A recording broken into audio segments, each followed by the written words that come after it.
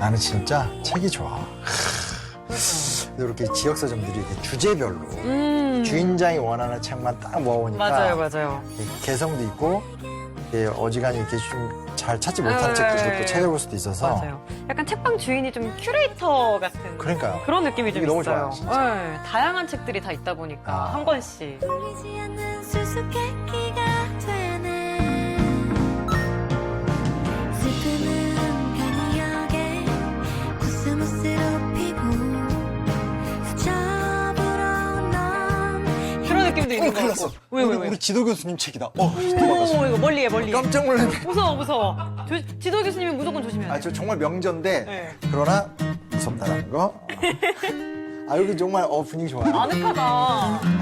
정말 이렇게 전 개인적으로 네. 동네 책방 오면 네. 책을 한 1, 20만 정도 무조건 사요. 오. 왜냐면 이게 이제 우리도 종의 생태적 다양성이라 그래서 네. 컨셉과 색감과 주인장의 어떤 개성을 가진 그런 서점들이 많아져야 된다고 생각하기 때문에 저 씁니다.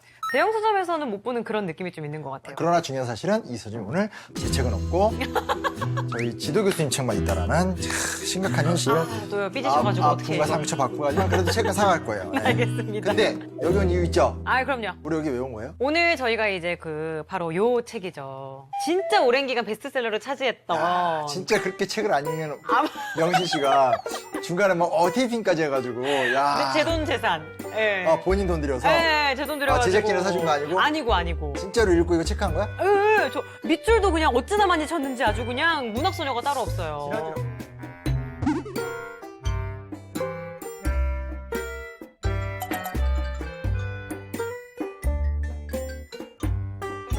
아무튼 저는 정말 재밌게 읽었고 읽다 보니까 쌤도 마찬가지셨겠지만 아빠 생각도 많이 나고 근데 참 내용이 심각한 듯 하면서도 슬프면서도 재밌어서 도대체 이런 책을 쓰신 분은 어떤 분일까? 실제로 뵙고 싶다 이런 생각 들었거든요. 저는 그러지 않아요. 왜냐면 왜요? 이렇게 베스트셀러 작가 네. 시기와 질투를 하기 때문에 나의 라이벌. 라이벌이 아니라 나도 이렇게 해보고 싶은 거지. 안 되니까 문제인 거지, 그렇지? 그만큼 이제 작품성이나 의미나 정말 이렇게 대중성에서 그렇죠. 히트를 친 아버지의 해방일지라는 책을 다뤄보겠는데 역시 모셔야 되겠죠? 그렇죠. 자, 정지아 작가님 모시고 이야기 나눠보도록 합시다. 어서오세요. 네, 안녕하세요. 안녕하세요. 네, 안녕하세요. 기대됩니다.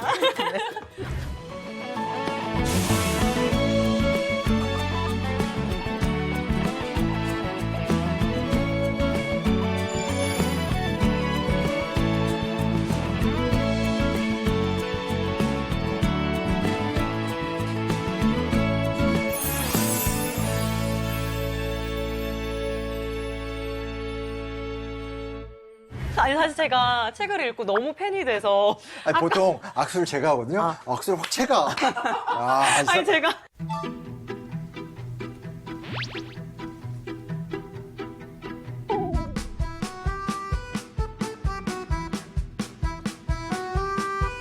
처음부터 손 한번 잡아봐도 되냐고 하는 우리 게스트분이 처음이었어요. 선생님 정말 성공하신 작가입니다. 왜냐면 우리 명실 씨가 책을 잘 안 읽습니다. 네. 근데 이렇게 읽고 이렇게 줄치고 이거 진짜 2번 읽었어요 심지어. 우리 벌써 매주 방송하는데 아주 오랜만에 이런 모습이야? 참. 아무튼 책 읽고 나서 먼저 그 전부터 작가님을 알고 있었지만 더 팬이 됐고 저는 또 제가 또 전라도 사람이기도 하고 제가 또 외가 쪽이죠, 그죠 벌교 쪽이거든요. 예, 그래가지고 그렇게 선 긋지 마. 왜요? 사투리 동질감, 동질감. 그러면서 내가 배제되는 거잖아. 난 사투리 잘 못해. 그러면 쌤은 이해되셨어요? 여기에 정말 전라도 정통 사투리가 나오잖아요. 그게 제일 힘들었어요. 그죠? 저는 다 좋았는데 우리 엄마가 전라도 출신이긴 한데 네. 저희 어머니가 좀 너무 일찍 올라오셔서 사투리를 못해요. 네네네. 그 심지어 외삼촌들도 일찍 올라와서 네. 그게 조금 어려웠죠. 그렇죠. 근데 저도 사투리 안 쓰거든요. 배신감. 왜요, 작가님? 불에 사투리 많이 쓰잖아요. 근데 선생님 구례 분이신 거예요? 네네. 어릴 때 서울로 가가지고 그러셨구나. 서울서 오래 산 세월이 있으니까 이제 사투리를 혼자 있으면 잘 못 쓰는데 네. 이제 고향 사람들하고 있으면 저도 또 이제 나오시죠. 뭐 거의 원단으로 나옵니다. 그러면 일찍 서울로 올라오신 거예요? 네. 그랬다가 구례로 다시 네. 귀향? 네. 언제 하셨어요? 2011년. 10년 넘으셨네요. 네. 저는 제가 이제 이전에 썼던 소설들에도 네. 이제 전라도 사투리가 등장하는 소설들이 몇 편 있었어요. 네. 근데 저희 할머니가 1900년생이시거든요. 유관순 누나가 1902년생이세요. 근데 유관순 누나는 1919년에 가셨지만 저희 할머니는 91년에 돌아가셨거든요. 근데 할머니가 그 제 고향이 반내골이라고 되게 작은 동네인데 13살에 시집 오셔서 그 동네에서만 그러니까 평생을. 뭐 거의 80년 가까이를 사셔서 그러니까 구례 사투리를 되게 정확하게 쓰셨어요. 그래서 제가 이제 말로 하는 건 까먹었지만 머릿속에서는 들어온 게 네, 있으니까. 할머니의 사투리가 계속 머릿속에 남아 있었고요. 또 요즘에는 이제 친해진 사서분이 계신데 네. 구례에 그 친구가 사투리를 되게 맛깔스럽게 잘해요. 그래서 제가 수시로 전화해서 이렇게 문장을 주고 이거 구례 사투리로 바꿔봐. 뭐 이러면 뭐 지분 좀 드려야 돼. 뭐 1% 정도 있죠. 아주 그쪽으로 열심히 좀. 맛있는 거 사드리고 있습니다. 다음부터 저한테 연락 주세요. 제가 또 정통 벌교 사투리를 또 잘해가지고 언제든지 연락 주시고. 왜요? 부러워서. 다음부터 저한테 연락 주세요. 제가 또 정통 벌교 사투리를 또 잘해가지고. 다음부터 저한테 연락 주세요. 제가 또 정통 벌교 사투리를 또 잘해가지고 언제든지 연락 주시고. 왜요? 부러워서. 친해지고 싶어서. 우리 엄마 왜 못하는 거야 도대체? 분명히 고창품 맞는데. 정말 못하고 보겠습니다. 근데 이제 만나 뵙고 싶었던 이유가 솔직히 제 입장에서 뭐였냐면, 이게 진짜 이렇게 말씀드려도 되나요? 벨셀러가 될 줄 몰랐어요. 잠깐 예전부터 저는 이제 저희 친가 쪽은 이북 오도민 집인데 약간 그래서 그런지 몰라도 굉장히 반공주의적 집안에서 자랐고 근데 그런 10대 때 저희 때 만났던 게 이민이라고 할까? 그러니까 그런 그 세대가 주로 이렇게 어떤 그 뭔가 이렇게 감시당하고 그렇죠. 그런 분들이 많았잖아요. 근데 그런 작품들을 어렸을 때 이렇게 보다가 좀 어떻게 보면 이제 뒤늦게 이 작품이 나와서 나는 당연히 훌륭한 작품이 묻히겠구나 생각했는데 이렇게 터진 것도 터진 거고 네. 젊은 친구들이 좋아해요. 저도 놀랐던 게 그게 이상해. 인별그램에 친구들이 이 책을 읽고 샵 아버지 해방일지 이렇게 해서 올리더라고요.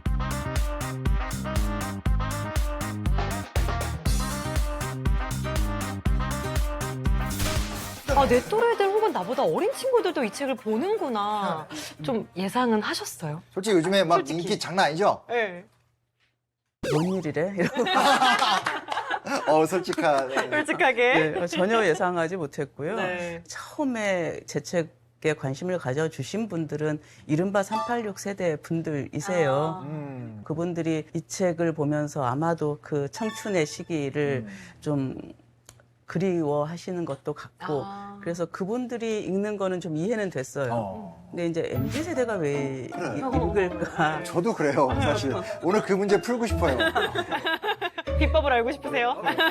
일단은 제가 지금까지는 젊은 세대에 대해서 진지하지 않다 이런 좀 편견이 있었었는데 사실은 그게 정말 편견이었다고 생각해요. 그러니까 이 젊은 친구들이 배우지 않아서 모르긴 해요. 아니 뭐 저 대학에서 이런 일도 있었어요. 애들한테 강의를 하는데 애들한테 뭐 이제 글을 써오라고 했더니 1945년 6월 25일 새벽 4시. 6.25 전쟁이 유교 전쟁. 네, 근데 45년? 1945년. 선생님, 그러니까 그만큼 잘 모르고 맞아요. 관심이 없는데 제가 놀랬던 것은 모를 뿐이지 편견은 없다는 거예요. 네, 오히려 386 세대 중에는 책을 사기는 했는데 딱 펼치는 순간 빨치산. 그래서 그냥 덮고는 오랫동안 뭐 다시 떠들러 볼 용기가 나지 않았다. 뭐 이런 분들도 계셨는데 젊은 세대 중에는 단 한 분도 그런 분들이 없고요. 그분들은 빨치산, 지리산 옆에 있는 산인 줄. 뭐 이런 친구 있었고요. 나도 세상을 아직 적응을 못하고 있는 거구나. 빨치산이 지리산 옆에 있냐고 물어보는 친구들도. 산 많잖아, 지리산에. 그러니까 이제 옆에 하나 그 중에 있어. 하나가 빨치산이겠군요. 그럴 수 네, 있 네. 걔는 영어도 네. 못하는 친구고요. 뭐 어떤 친구는 야 빨치산 누가 봐도 한국말 아니냐? 근데 불어에서 왔다는데 뭐 이런 친구들도 있고요. 근데 이제 파르티잔이 변형된 거니까 그러니까 빨치 이런 발음 자체가 되게 한국말 같잖아요. 네. 그래서 그런 친구들도 있는데 그런 친구들이 이 글을 읽다가 제가 놀란 거는 이걸 읽다 보니 빨치산이 뭔지를 알아야 되겠고 빨갱이란 용어는 뭔지 알아야 되겠고 그러다 여순을 알아야 되겠고 여순을 알려고 보니 사삼을 알아야 되겠고 그래서 그런 걸 링크를 걸어놓은 친구들이 되게 많았어요. 소름 돋는다. 고모님 어떻게 되는 거냐면요. 여기서 시작해서 나한테 온다. 아 진짜로. 긍정적인 베스트셀러의 현상이다. 기운이 그냥 재책부정, 재책부정. 아주 선생님 화이팅! 갑자기 방에서 의욕이 올라가네. 근데 진짜 고민적이네요, 진짜. 네, 그래서 어쨌건 그 열린 사고를 가진 세대라는 게 한편으로는 굉장히 고맙고 부럽기도 했고요. 또 한편으로는 그들의 열린 사고가 가능했던 것은 사실은 386 세대가 어쨌건 군부 독재에 반대하면서 맞아요. 민주화의 시대를 불러왔잖아요. 그 세대가 만들어온 이데올로기로부터의 자유 같은 것들이 있고 그 토대 위에서 성장했기 때문에 MZ 세대가 그런 열린 마인드를 갖게 된 게 아닌가.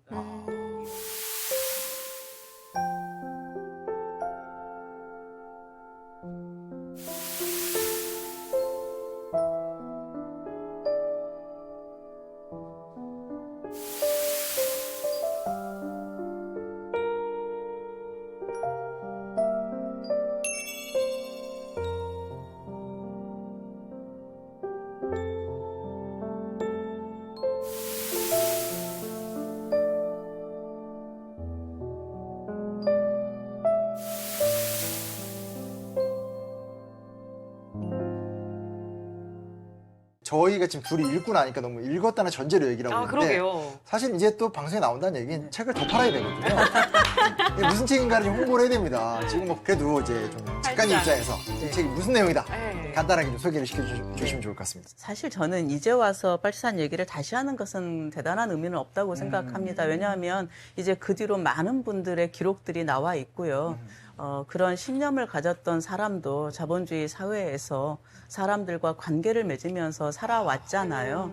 그래서 그러한 신념이 구체적인 삶 속에 관계 속에 어떻게 드러나는가 뭐 이제 이런 얘기를 하고 싶어서 썼고요. 이 소설의 형식은 그 아버지와 평생 불화했던 딸이 아버지의 장례식장에서 3일 동안 손님을 맞으면서 그전까지 알지 못했던 아버지를 이해해가는 이야기입니다. 자, 근데 저희가 또 약간 준비를 했습니다. 어. 워낙 좀 재밌는 문장과 생각해볼 거리들이 많아서 그리고 그 일화들에게 우리에게 좀 인상적이 많은데 맞아요. 첫 번째 일화부터 한번 좀 살펴보면 네. 추운 겨울날 아버지가 박물 장수를 집으로 데려왔을 때 이야기 하나 맞아요. 있어요. 기억나요. 기억날 거예요? 네, 그 얘기 한번 좀 들어보죠. 소쿠리 보러 왔다가 그만 나갈 때를 놓쳤다마. 우리 집에 방이 어디 있어?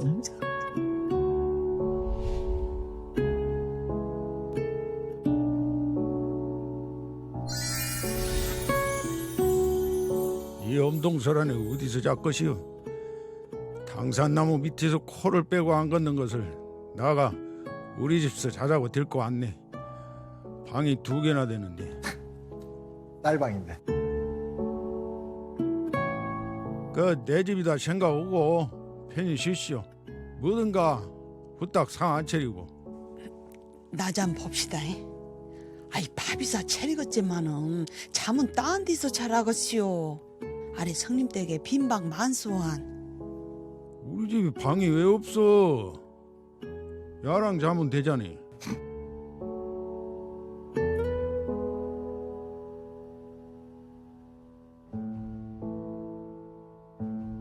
오메 어디서 자고 댕긴 줄도 아. 모르는 여자를 무지개 야하고 재운다요. 배룩이라도 오르면 어쩌려고. 자네 지리산서 무엇을 위해 목숨을 걸었는가? 민중을 위해서 아니었는가?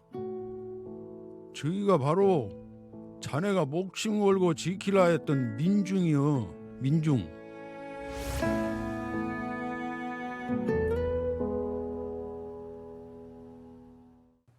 아, 다 좋았는데 마지막이 좀 약해. 민중이요? 민중! 화가 약간 나셔야 되는데. 그렇지.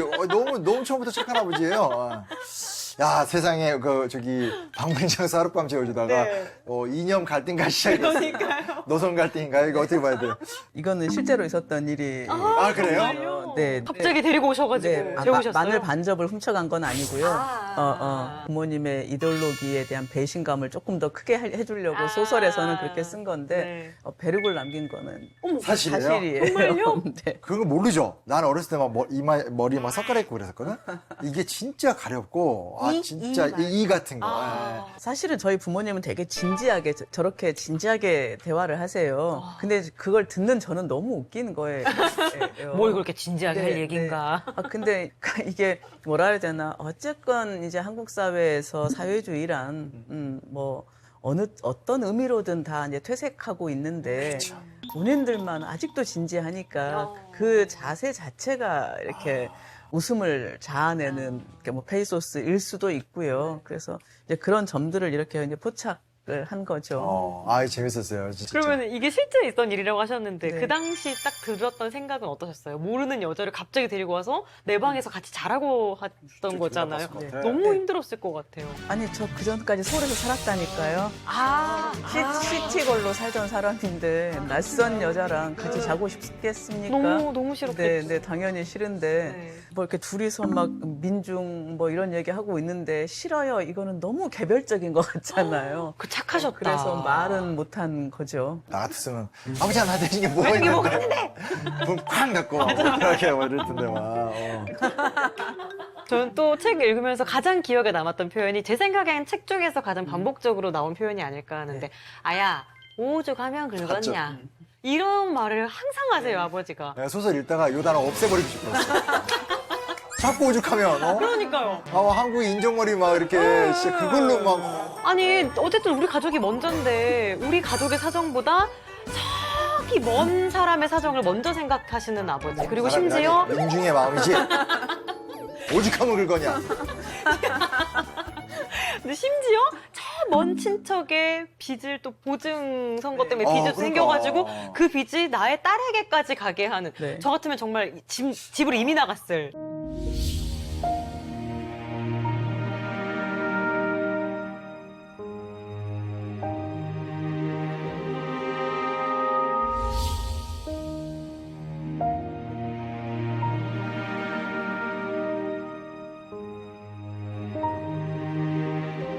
진짜 보증서 주고 있어요? 네. 그래서 제가 갚았어요. 1,200만 원.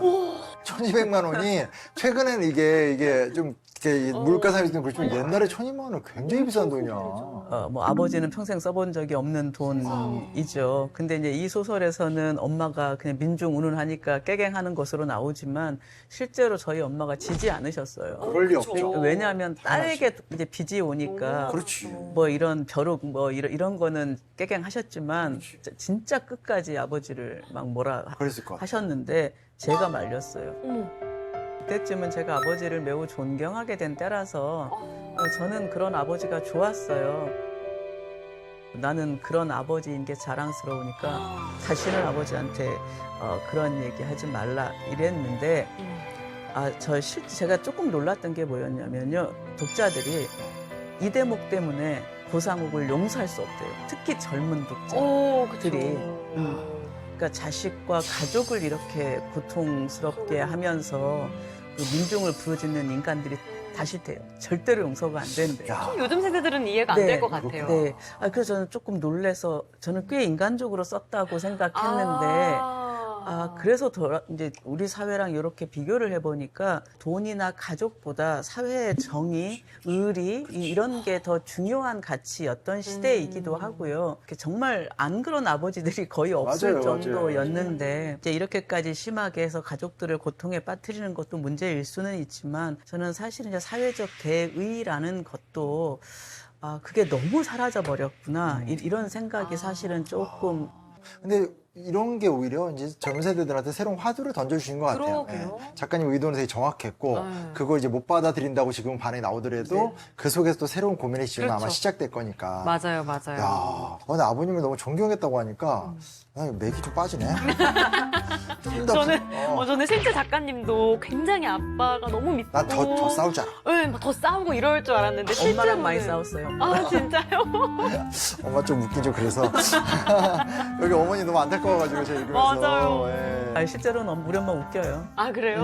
네. 여기서는 이제 엄마가 주인공이 아니니까. 그렇죠, 그렇죠. 이렇게 약화시켜서 써놨지만 성정이 아빠를 더 많이 닮은 것 닮아요. 같아요.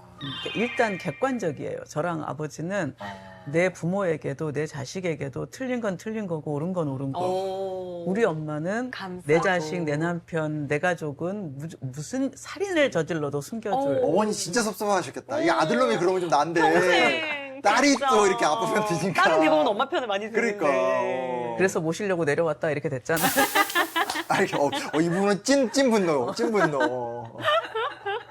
사실은 이제 지금은 이제 우리가 웃으면서 이야기하지만 이게 저는 이제 저희 집이 북한에서 내려온 집이고 작은아버지들이 경찰 출신이세요. 그래서 진짜 명절 때 되면 빨갱이라는 단어가 어마어마한 공격적 언어로 사실 지금도 사용이 되고 있어요. 네. 그래서 저도 이제 대학을 가서 이제 그 가족 분위기와 학내 분위기의 불균형 속에서 굉장히 방황을 했었던 세대 입장이었는데 사실은 이게 저는 그래도 이제 이렇게 멀리서 바라보는 입장에 불과했던 거고 선생님 입장에서 사실 이게 작품의 여정이라는 게 보통이 아니었을 것 같은데 빨치산이라는 단어가 뭐 지금은 이게 어디 있는 산이라고 말을 하지만 문자 그대로 이 당시 주홍 글씨였을 거란 말이에요. 사람들은 놀라고 당황했다. 서울을 점령했다.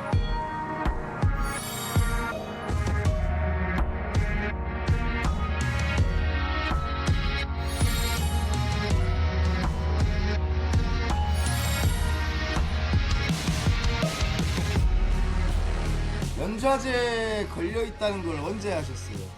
67년도에 시험 봐가지고 합격을 했는데 발령이 안 나서 여러 가지로 알아본 결과 빨갱이 새끼로 해서 연좌제에 묶여 있어요. 지금 고등학교 나와가지고 군대 간다고 다 합격했다고 좋다고 하더라고요.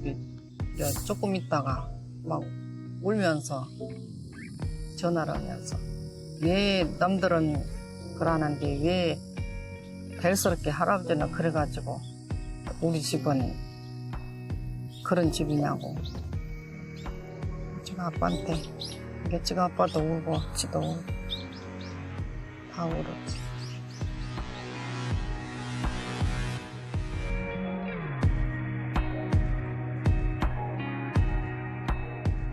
보면 이제 우리 소설에 또 나온 내용 중에서 아버지가 이제 돌아가시고 현수막을 걸지 않은 동료에게 어머니가 좀 하신 말씀이 있어요. 그거 보면서 좀 얘기를 이어가면 재밌을 것 같아요.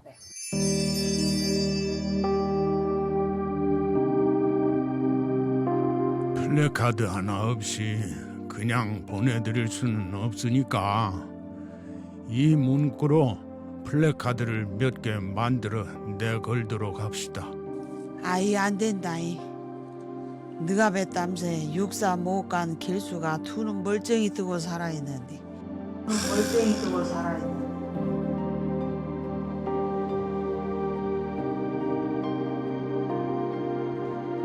고씨 집안에 넷이나 공무원인데 걔들 가슴에 또 못을 박자고야. 가는 마당에 벌라고 속 시끄럽게. 너가 큰놈 애가 무덤서 벌떡 일어날 일이다. 양 조용히 가시게 할란다게 해라.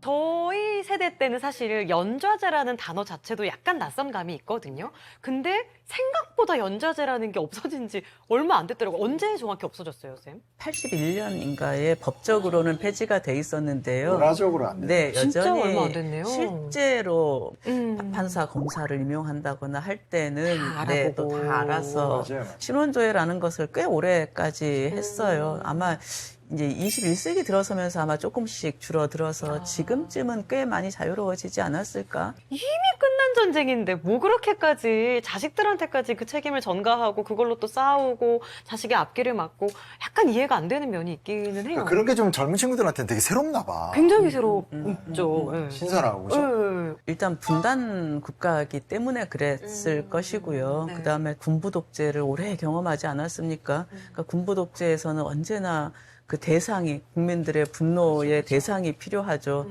그래서 뭐 민주화 운동하던 젊은 친구들, 사회주의와 아무 상관없는 사람들도 다 빨갱이라고 뭐 간첩단 사건 뭐 이런 거 만들어가지고 뭐 사형에 처하기도 맞아요, 하고 뭐 이런 세월을 살았으니까요. 아, 이거 읽을 때는 이 길수 때문에 내가 너무 속상했었는데 갑자기 얘기 듣던 거 생각나는 게 뭐냐면 87년 민주화가 됐었을 때 네. 그때 막 양김의 시절이잖아요. 네. 사람들이나 특별한 계층이 분해받는 일은 절대 없을 것입니다, 여러분. 국민의 지지에 의해서 김대중이가 12월 16일 당선된 것은 틀림없다. 우리 아버지가 막 김영삼 찍어야 된다고 난리가 났어요. 근데 우리 아버지 입장에서 굉장히 진보적인 거예요. 왜냐면 이게 북에 내려온 보수에서 아버지 혼자 툭 튀어나간 거야. 그래서 막 할아버지랑 막 삼형제 막 대논쟁을 펼치는데 그때 북에서 내려오신 저희 할아버지가 진짜 되게 말씀이 없으신 분이거든요. 다 조용히. 무조건 1번 찍어라. 이게 우리 가족이 사는 길이다. 보통 사람의 시대로 새로 출발합시다. 그때 내가 그냥 마냥 좋기만 한 할아버지인데 처음으로 할아버지에 대해서 의문을 갖게 됐었거든요. 갑자기 그게 문득 떠오르는데 왜냐면 또 그래도 지금은 또 이런 이야기를 할 수 없었던 시절과 제일 처음 했었을 때 나오는 어떤 사회적 압력의 시대와 이제는 하는데 이걸 되게 신기하게 바라보고 공감해주는 시대로 나뉘셨을 것 같은데 어떠세요? 또 어떤 경험을 하셨는지도 궁금합니다. 사실은 이제 초등학교, 중학교 때가 제일 힘들었습니다. 그러니까 꿈을 꿀 수 없잖아요.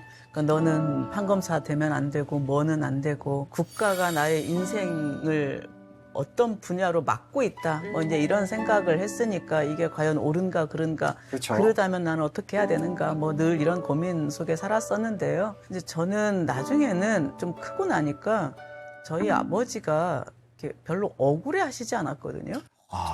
네. 참 인상적이네요. 많은 분들이 저희 아버지가 이러셨어요. 아니 권력 투쟁이라는 것은 사람의 사회가 존속하는 한 있을 수밖에 없는 것인데 나는 자본주의에 대항하는 이데올로기를 가졌었고 이제 자본주의가 승리했는데 물론 사상의 자유가 지켜진다면 더없이 좋은 일이지만 현실이 이러한 것도 아버지는 굉장히 당연하게 받아들이셨고요. 근데 저도 그런 아버지를 보고 자라서, 그러니까 저보고도 되게 억울했겠다 막 이러시는데, 뭐 그렇게 어릴 때 빼고는. 담담하게. 네. 아니, 그랬더니 지난번에 강홍욱 선생이, 아니, 판검사 되려고 했어요? 저한테 그러더라고요. 그래서, 아니요. 그랬더니, 아니, 의사가 되면 되지. 왜 공부를 안 해요? 나한테 이러셔가지고. 어쨌든 공부 안 한 건 팩트다. 이렇게. 새로운 공격인데 그것도? 그렇지. 그렇지. 반성했어요.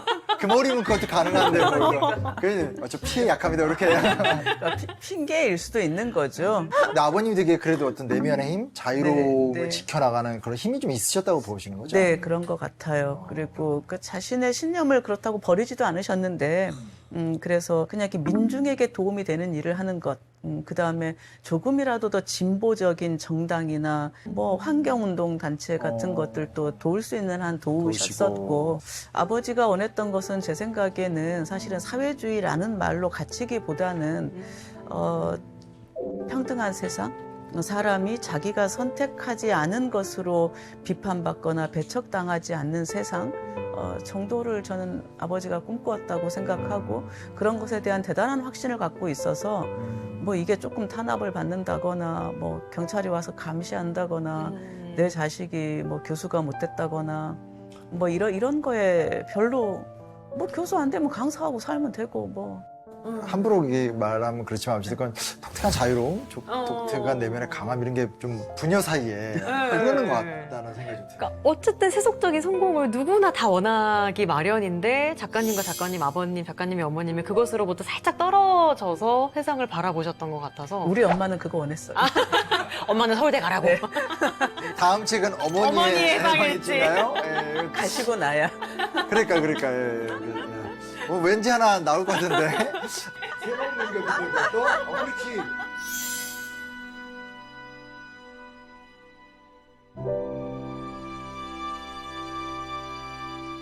그러니까 어떤 부모로 뒀는가가 이렇게 그 자녀한테 다른 인생의 서사를 던져줄 수 있는가를 책을 읽으면서도 신기했지만 작가님 직접 만나 뵙고 들으니까 너무 새로운 것 같아요. 그러니까 이게 저희 세대한테는 저희의 아빠를 생각하는 계기가 되고 선생님 세대에서는 나이가 좀 있잖아요, 자꾸. 아니 그 정도까지는 없어요. 아, 그래요? 아. 그리고 선생님 세대에는 내가 아빠니까 어떤 아빠이고 싶다 또 이런 생각을 하게 되는 계기가 될 것 같아요. 그러니까요. 저는 좀 디테일이 심해서 네.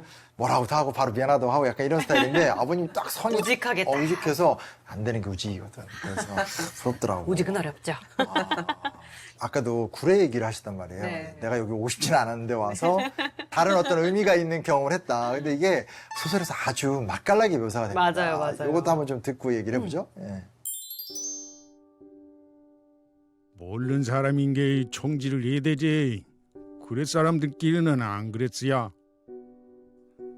볼갱이든 버랭이든 노상 얼굴 보고 살았는데 총이 고나지가니 구례는 해방 직후에 친일파 숙청도 제대로 못했단 게.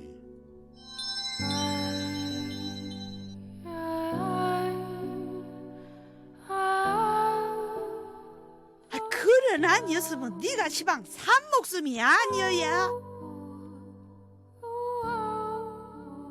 우리 애기 학병 끌려가게 생겼는데 고시 어른이 손을 써줬구만요.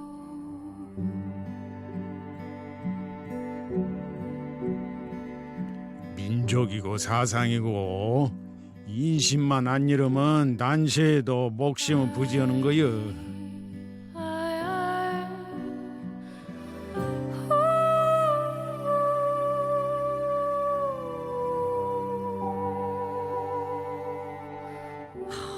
저는 이 말에 밑줄을 쳤었거든요. 책을 읽다가.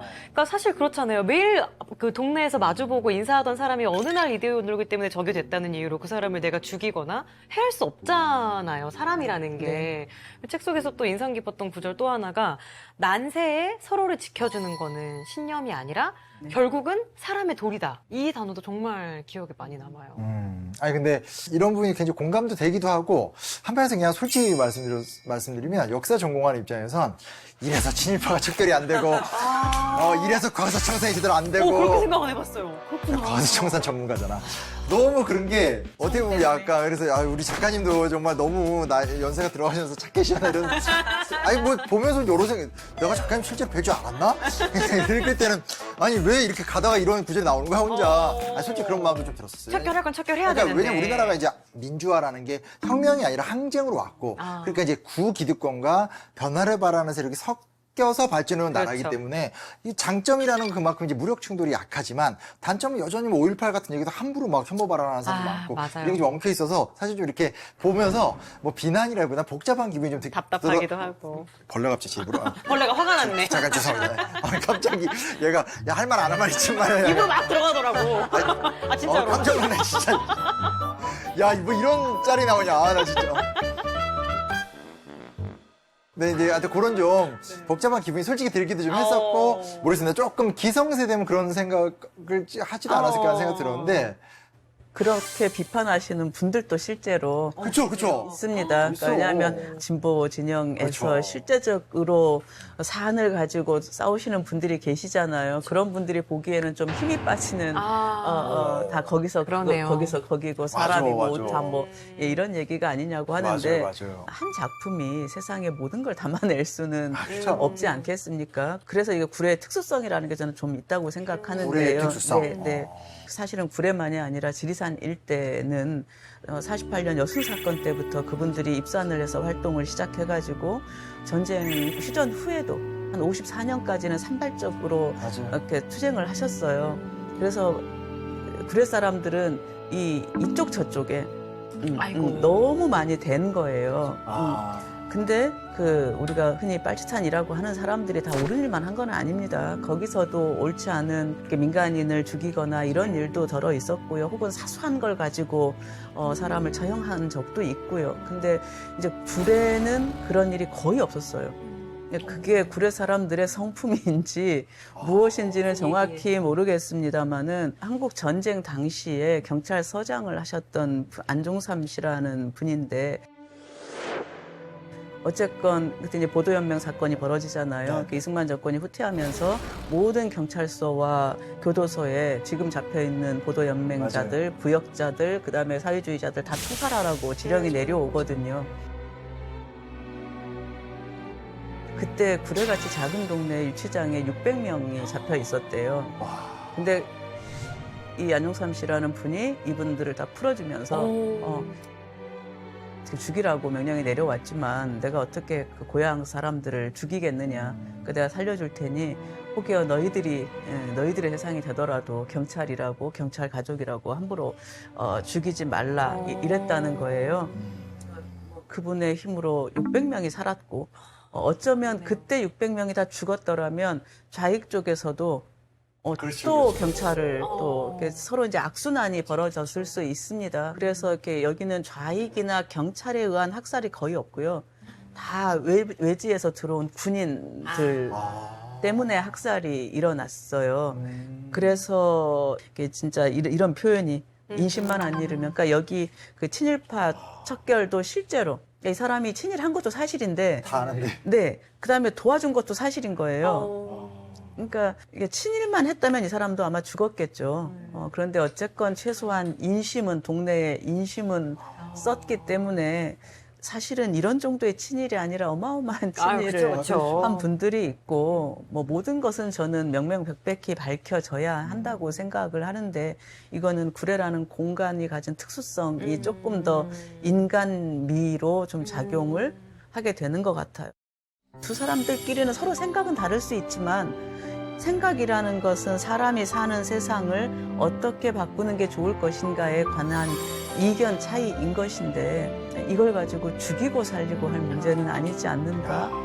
뭐 이런 생각을 아버지도 사실은 아버지와 놀았던 그 우파 경찰서장의 아드님도 비슷한 생각을 갖고 계셨을 것 같아요. 너무 재밌었어. 맞아요. 그 책 속에서 아버지가 갓 20살을 넘긴 순경을 살려서 바로 그냥 보내주잖아요. 그것도 약간 그런 맥락에서 쓰신 거겠네요. 네.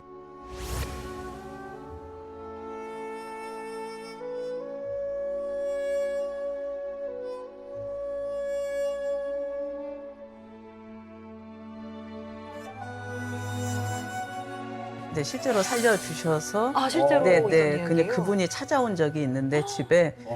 근데 이제 그 나머지 이야기들은 뭐, 이렇게 쌀을 한 대박을 놓고 기다렸다, 이런 건 이제 소설적 허구고요. 선생님 너무 디테일하게 안 가르쳐주세요. 괜찮습니다, 선생님. 너무 가르쳐주면 임은지에게 환상이 100만 부 가야 된다니까요, 지금. 구례에 정지하 문화촌 하나 만들어야 된단 말이죠. 그러니까 안 해줘도 돼요. 예. 영업력을 배워야 될 것 같아요. 그렇죠. 실제로 장례식에도 오셔서 가만히 앉아 계시고, 네네, 부조만 하고 가시고 그랬어요. 이제 작가님 말씀에서 구례적 특수성, 사실 진짜 몰랐던 거죠. 그쵸. 그 지역적 특수성이라는 게 사실 또 멀리서 보면 잘 모르고 또 살아보지 않으면 모르고 이런 게 있는데 그렇죠. 오히려 또 이 소설 안에서 그 구례라는 지역, 사실은 좀 낯설 수도 있고 그렇게 유명한 곳은 또 아닐 수도 있지만 그곳이 또 이런 문화를 갖고 있다라는 것, 이것도 되게 신선하네요, 진짜.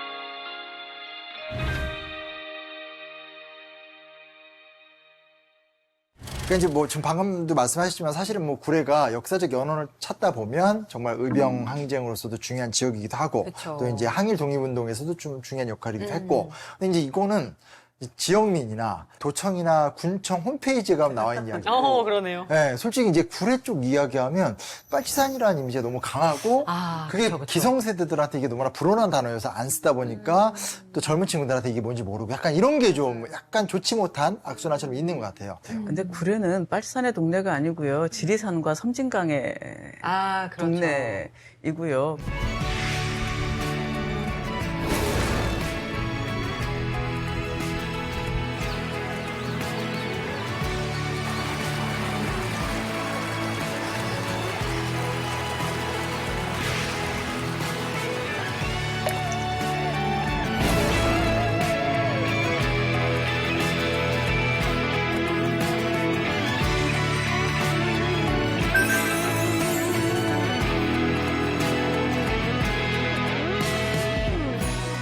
우리나라 국립공원 1호가 아. 지리산이잖아요. 그쵸. 네네. 그래서 예전부터 관광지, 유명한 관광지. 산수유. 네네. 그게 더 아마도 그 구례의 이미지에 더 클 건데, 이제 사람 사리로 들어오면 이제 그 빨치산 이야기 이런 게 이제 조금 짓누르고 있다고 생각이 드는데, 네. 얼마 전에 제 친구가 전화를 걸어가지고 자기가 지하철을 타고 가는데 어떤 한 30대쯤 된 남자애들 둘이서 걔가 뭐 이렇게 중재를 서야 되는 일이 있었나 봐요. 그랬더니 한 친구가 이거 공산당 같이 공평한 놈 이랬다는 거예요. 그래서 자기가 살면서 공산당을 이렇게 좋은 의미로 쓰는 걸 처음 봤대요. 그래서 자기가 물어보고 싶었대요. 정자책 읽었냐고. 제 책 덕분이라면 참 행복하겠어요.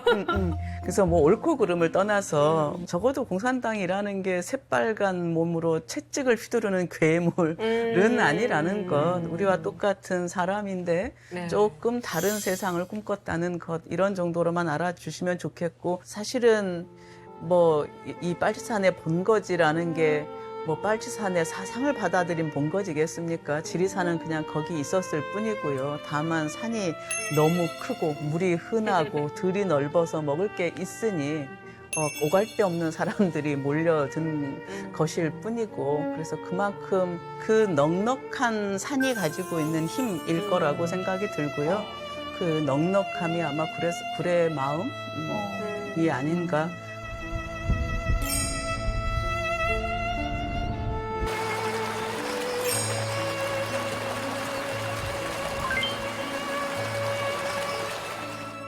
너무 구례 홍보대사 같은데. 이 정도면 임명해 주셔야 될 것 같은데요. 네, 군수님 부탁드릴게요.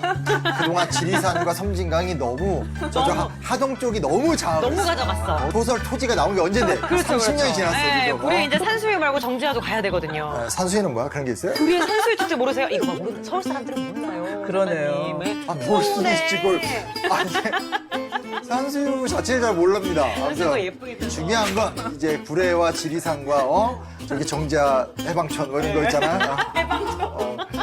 네, 문화천 그거 교수님 잘하셔야 될 것 같아요. 부탁드립니다, 군수님. 아니 재밌네. 아니 진짜 사실은 진심으로 저는 어떤 이런 아버지의 어떤 그런 고민 그리고 가족에서 이런 이야기는 되게 흥미롭게 보면서 여러 생각을 했는데 지역성에 대해선 진짜 전혀 몰랐어요. 그렇죠, 그렇죠. 진짜 서울 촌놈인 것 같아요. 그래서 막상 얘기를 듣고 나니까 그런 측면이 있구나에 대해 진짜 큰 깨달음이 있었던 것 더 같아요. 뭔가 또 정도 가고 그렇죠. 재밌네.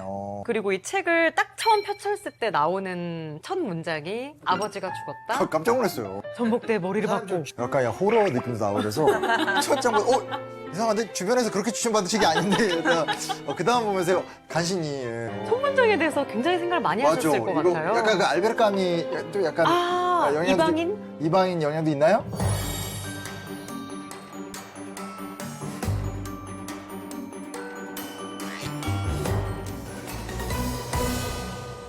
어릴 때 이방인을 굉장히 좋아했지만 까먹었어요. 그 첫 문장을. 까먹을 수 10대 때 있죠. 폭 빠지죠. 그러니까. 그런데 이제 독자 리뷰 보니까 기억이 나더라고요. 그쵸. 네네. 근데 이제 그걸 오마주한 것은 아닌데 그 문장을 그렇게 시작한 게 이제 사실은 아버님이 며칠은 생존해 계셨거든요. 그때 아버지 옆에서 이렇게 뭔가 느낀 게 되게 많았어요. 그래서 처음 시작을 자꾸 거기서 하게 되는 거예요. 그래서 아버지가 다쳤다는 전화를 받은 순간에서도 시작해보고 막 시속 180, 200을 밟고 고속도로 달려가는 안개가 착 낄 때 막 이런 것도 시작을 해보고 의식 없는 아버지를 처음 대면한 순간 이렇게 해도 생각을 해봤는데 너무 무거운 거예요. 그러네요. 그래서 이거 좀 가볍고 경쾌하게 쓰려고 작정을 했는데 그래서 이렇게 너무 무겁다. 그래서 보내놓고 시작해야 될까? 그 생각을 떠올린 순간 아버지가 죽었다가 떠올랐어요. 그걸 알겠어요. 전봇대에 머리를 박고 보니까 이건 놀랐어요. 이거 거의 호러물이거든요, 이게. 아버지가 죽었다 썼는데 이것도 가벼워지지가 않는 거예요. 이걸 가볍게 만드는 방법이 뭘까를 이렇게 고민하다가 좀 우스꽝스럽게 죽으면 이 죽음의 무게를 덜어낼 수 있지 않을까? 이런 생각. 그러신 거예요? 호러물인 줄 알았다고. 난 너무 무서웠어, 이게 보면서. 아버지가 돌아가셨는데 머리를 박고 전봇대에서 이러면서 시작했는데. 그리고 이제 책의 시작만큼이나 저는 인상 깊었던 게 이제 아버지가 가시는 마지막을. 마지막 문장? 네, 아니 모두가 다 백운산에 아버지를 모시는 걸로 알고 있었다가 마지막에 딸 아리가 마음 바꾸잖아요. 네. 백운산으로 막 올라가는 길에 나 안 할라요 하면서 이제 그 유골을 구례 곳곳에 다 뿌리는 연딩을 보면서 참 고상욱 아버지가 좋아하셨겠다 이런 생각이 들어요. 마을 사람들은 엄청 뭐라 그랬을 거야. 마을 사람들은 야, 싫었을 수도 있겠다. 쟤는 이제 아빠 닮아서 성격 똑같다 야, 이러면서 막, 나 그런 생각했거든. 맞아요. 저는 이제 토설적으로는 두 가지 의미에서 그랬는데 사실은 이데올로기든 무엇이든 간에 네. 좌든 우든 간에 사람들 속에서 사람들과 함께 잘 살자고 하는 것이잖아요. 그게 산속에서 고결하게 나의 동지들과만 있는 것이 아니라 세상 속으로 내려와야 된다는 생각 때문에 이제 그렇게 하나 하기도 했고요. 네. 근데 또 하나는 어쨌건 평등과 이런 공평한 세상에 그렇죠. 대한 꿈은 지금도 계속되고 있는 것이고요. 그래서 아버지의 뜻을 이어갈 사람이 기왕이면 가장 소외된 사람, 미성년자이고 여성이고 그리고 이제 심지어 다문화 가정에 그런 아이를 통해서 공평한 세상에 대한 아버지의 뜻이 이어가지면 좋겠다. 그래서 그런 의미로 마지막을 그렇게 했었습니다. 너무 좋았어요. 아버지의 유골을 손에 쥔 채 나는 울었다. 아버지가 만들어준 이상한 인연 둘이 말없이 내 곁을 지켰다. 그들의 그림자가 점점 길어져 나를 감쌌다. 오래 손에 쥐고 있었던 탓인지 유골이 차츰 따뜻해졌다. 그게 나의 아버지. 빨치산도 아닌 빨갱이도 아닌 나의 아버지. 진짜 부럽다. 명문이야 명문. 너무 좋다 진짜. 명문이야. 이래서 소설이 읽는 거야 우리가. 제가요 진짜 역사관 가면 꼭 이게 틈날 때만 하는 게 뭐냐면 역사책을 읽어라. 역사책은 현상을 설명한다. 철학을 공부해라. 철학은 본질을 배운다. 하지만 역사와 철학 그 위에 더 위대한 게 하나 있다. 그게 문학이다. 문학을 읽어라. 그다음에 거기다 이거 하나 더 붙여드릴게요. 근데 구례 지자체의 발전을 위해서 아버지의 망일지는 사서 읽어라. 마지막 너무 멋있다 진짜. 잘하셨어요. 출판사에서 연락. 근데 진짜 문학 얘기 많이. 오늘 녹화 안 끝내면 안 돼요? 그건 아니에요? 알겠습니다. 그건 아니죠. 아무리 뭐라고 하셔도 집에는 또 가야지. 서울 갈 거야. 서울이 좋아. 오늘 정말 너무 유익한 시간이었고 선생님 너무 감사하고요. 네. 저희 또 다음 시간에 매주 그렇듯이 알차고 재밌는 이야기로 찾아뵙도록 하겠습니다. 감사합니다. 선생님 감사합니다. 고맙습니다. 감사합니다. 감사합니다.